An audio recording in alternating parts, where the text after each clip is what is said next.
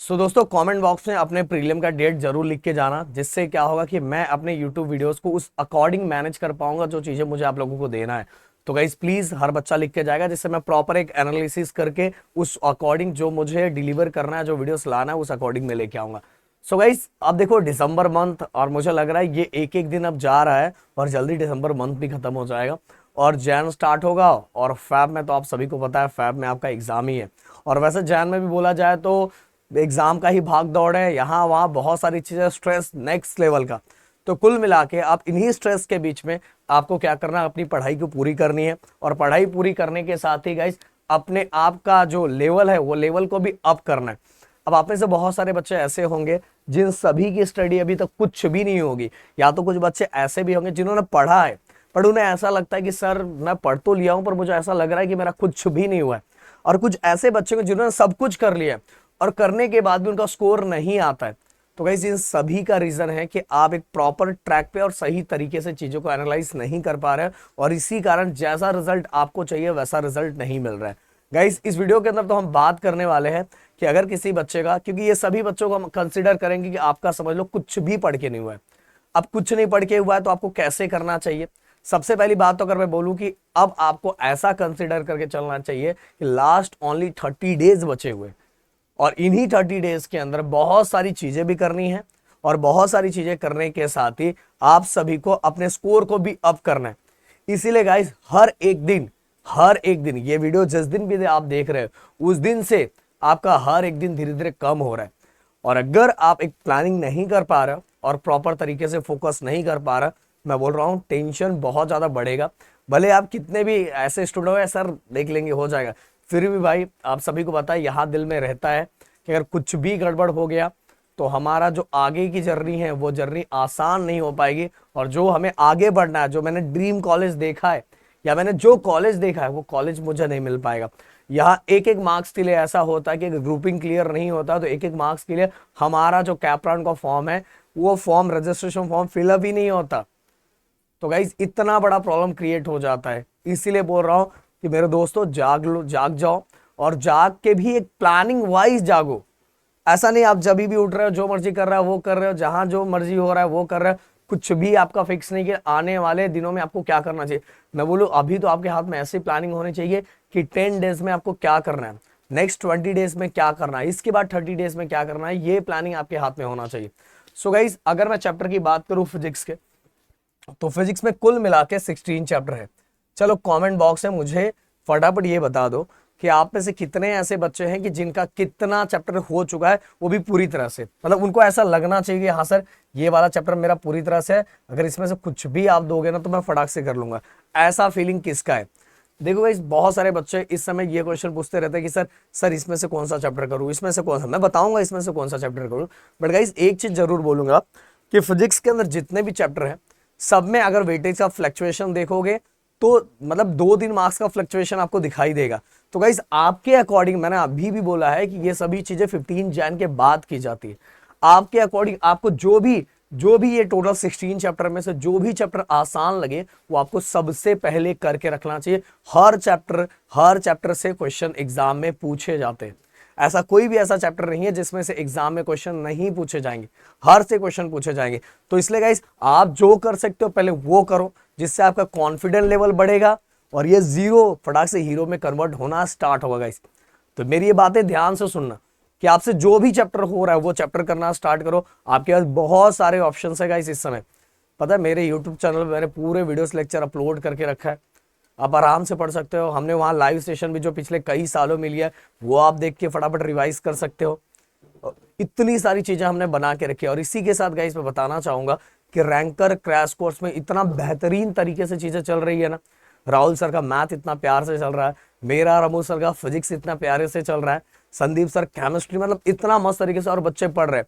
जिस दिन हमारा सिलेबस खत्म होगा उस दिन बच्चों का भी सिलेबस खत्म हो जाएगा।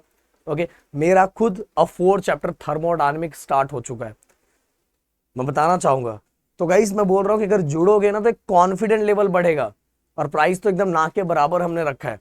बट हमें कि इस बार महाराष्ट्र के कोने कोने तक वो हर बच्चा जो ये कंसीडर करता था कि एग्जाम के पहले कि सर मेरा कुछ भी नहीं हुआ है, उसके पास पूरा हर कंटेंट रहे, हमने तो डिटेल लेक्चर भी इसी प्राइस में देके रखा है, डिटेल भी, और साथ में गाइस मैं बताना चाहूंगा डिटेल के साथ ही जो लाइव क्रैश कोर्स चल रहा है जिसमें रिवीजन करवा रहे हैं हम फटाफट, वीडियोस को कितना कम रख के बच्चों को फटाक से रिवीजन करवाएंगे जिससे वो आगे भी हेल्प हो, ऐसा हम वीडियो लेक्चर बना रहे हैं।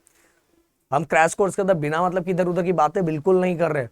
जितने बच्चे रैंकर क्रैश कोर्स करेंगे उनको पता होगा कि वो वीडियो उनको बाद में भी हेल्प करेगा, कि अगर बिना मतलब लाइव सेशन में बात बिना मतलब कि इधर उधर की बातें होती है और बच्चों को बाद में देखने में मजा नहीं आता। हमने अपने वीडियोस को ऐसे बहुत कम रखा है। ओके सो गाइस, ये तो बस एक ही ऑप्शन है गाइस, आप पढ़ो कहीं से भी कुछ भी करो, पर मेरे दोस्त प्लीज रिक्वेस्ट है पढ़ना स्टार्ट कर दो, नहीं तो बहुत फील होगा। ये दिन जाता रहेगा, ये दिन किसी के लिए रुकने वाला नहीं है। तो 16 चैप्टर। अब गाइस अगर मैं पैटर्न की बात कर लूँ, तो अगर पैटर्न पे आप फोकस करते हो तो गाइस एमसीक्यू दिया रहता है, और हो सकता है आपको दिख नहीं रहा होगा बट मैं थोड़ा जूम कर देता हूँ, देखिए। तो सेक्शन ए में एमसीक्यू है, वेरी शॉर्ट आंसर है। अब आप में से बहुत सारे बच्चे क्वेश्चन पूछेंगे सर एमसीक्यू और वेरी शॉर्ट आंसर।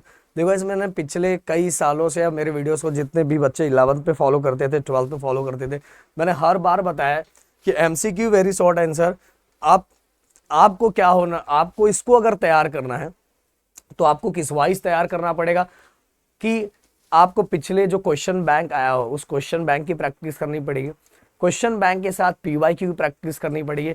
तो क्या गाइस उसमें से सेम टू सेम आता है?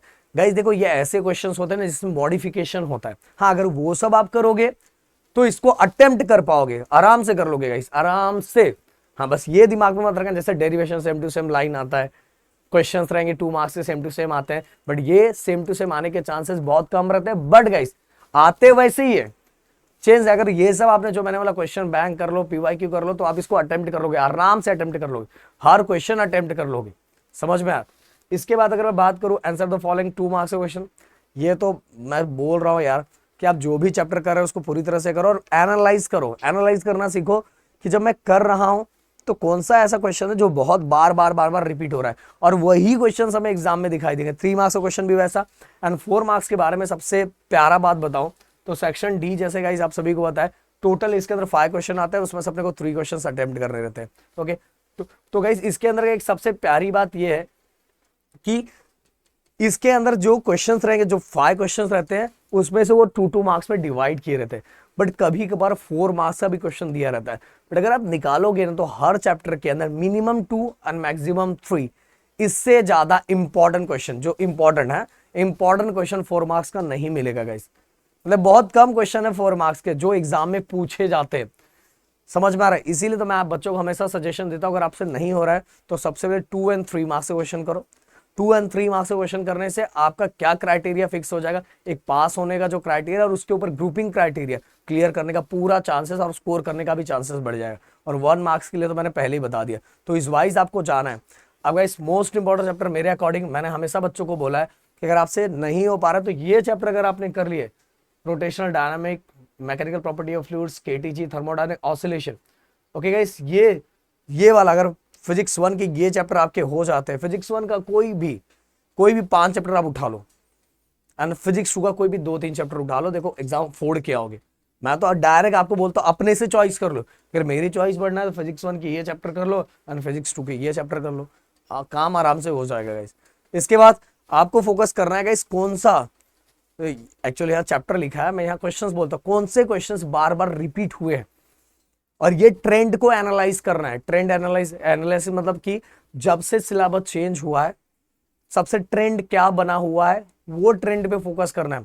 हाँ, आप न्यूमेरिकल्स के लिए, एमसीक्यू के लिए पिछले 10 साल की चीजें कर सकते हो, बट 2 मार्क्स एंड 3 मार्क्स के लिए पिछले 10 साल की चीजें करने की बिल्कुल जरूरत नहीं है गाइस। ओके, न्यूमेरिकल्स के लिए कर सकते हो क्योंकि ये रोटेशनल डायनेमिक, क्योंकि पहले रोटेशनल डायनेमिक नहीं था, पहले सर्कुलर वाला पार्ट था, रोटेशनल वाला पार्ट अलग था। अब कंबाइन करके आप जितने बुक्स देखोगे उसमें बनाया हुआ है, तो गाइस वो कर सकते हो, प्रैक्टिस के लिए कर सकते हो। बट अगर आपको डेरिवेशन वाला चीजें पार्ट देखनी है, 2 मार्क्स 3 मार्क्स वाला क्वेश्चन देखना है, तो आपको गाइस फोकस किन चीजों पे करना चाहिए, पिछले 4 साल में जो ट्रेंड दिखाया है उन्हीं पे फोकस करना चाहिए, आपका काम हो जाएगा। गाइस मैं एक सिंपल सा तरीका आपको बता रहा हूँ, डेली अगर आपने 7 क्वेश्चन का टारगेट रख लिया ना तो आपका काम हो जाएगा। उसमें से 4 मार्क्स का एक क्वेश्चन रखो, 3 मार्क्स से 2 क्वेश्चन रखो, और देन इसके बाद 2 मार्क्स के 2 क्वेश्चन रखो, एंड देन 1 मार्क्स से 2 क्वेश्चन रखो। अगर इस तरह से करो, देखो 7 क्वेश्चन हो गए। और एक सिंपल सा कैलकुलेशन चलो मैं आपको दे देता हूं। अगर आप 3 मार्क्स के 2 क्वेश्चन करते हो, इसको मैं थोड़ा छोटा कर देता हूं,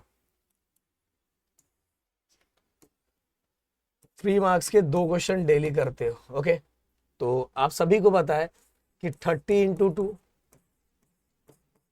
टोटल डेली 2 क्वेश्चन 3 मार्क्स कर रहे हो, तो 1 मंथ के अंदर 60 क्वेश्चन हो रहे हैं। और 60 क्वेश्चन में ना यार भाई आपके कितने सारे चैप्टर उड़ जाते हैं, कंप्लीट हो जाते हैं। थोड़ा सिंपल सा तरीका, सर ने बोला नहीं हो रहा है, 7 question daily, only 7 questions daily, जो सर करवा रहे हैं, जो सर के वीडियोस हैं, जो सर, अगर आप हमारे रैंकर क्रैश से जुड़े हो तो इस तरह से चीजों को फॉलो कर जाओ। रैंकर क्रैश वाले बच्चों को तो मैंने पहले ही चीजें बता के रखी है कि आप सभी को जो सर पढ़ा रहे हैं वो डेली कंप्लीट करने का टारगेट होना चाहिए, वो टारगेट होना ही चाहिए। जिससे क्या होगा, मेरे साथ आपकी सीरीज खत्म हो जाएगी, और जिस दिन मेरा सिलेबस खत्म उस दिन आपका भी सिलेबस खत्म, जिस दिन राहुल सर का सिलेबस खत्म उस दिन आपका भी खत्म, जिस दिन अपने संदीप सर का सिलेबस खत्म उस दिन आपका भी खत्म, जिस दिन ओमकार सर का इंग्लिश खत्म उस दिन आपका भी खत्म। तो गाइस आप प्लानिंग, रैंकर क्रैश वाले बच्चों को तो मैं बोलूंगा प्लानिंग हमारे अकॉर्डिंग बनाओ, और बाकी बच्चों को मैंने बोला कि आप इस तरह से कर सकते हो जिससे आपका कॉन्फिडेंस नेक्स्ट लेवल का बढ़ेगा गाइस, जिससे आपका स्कोर बहुत अच्छा आएगा। देखो यहाँ कैलकुलेशन पूरा दिया कि इतने क्वेश्चंस आपके हो जाएंगे आराम से। तो भाई इसलिए बोल रहा हूं, उठो, बस करने की देरी है। अगर आप कर लोगे तो भाई स्कोर बढ़ जाएगा, और मिठाइयाँ आप बांटोगे, आपके गम में ना बाजू वाले नहीं बांटेंगे, ये बातें याद रखो। बाजू वाले भी बांटेंगे, पर कब बांटेंगे, जब आपकी चीजें अच्छी नहीं है तो बाजू वाला बांटेगा।